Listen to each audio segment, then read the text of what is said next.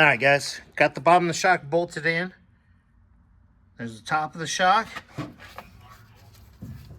little bit, I'll put the piece in, but I gotta come down just a little bit more. Let's see. Find something about right there for right now.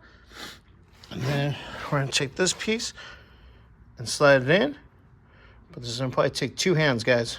So I'm gonna pause you for a moment. All right, guys.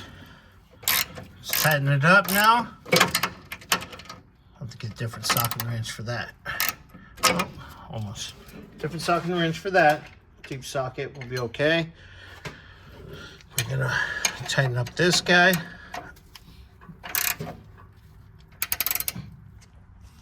Change hands.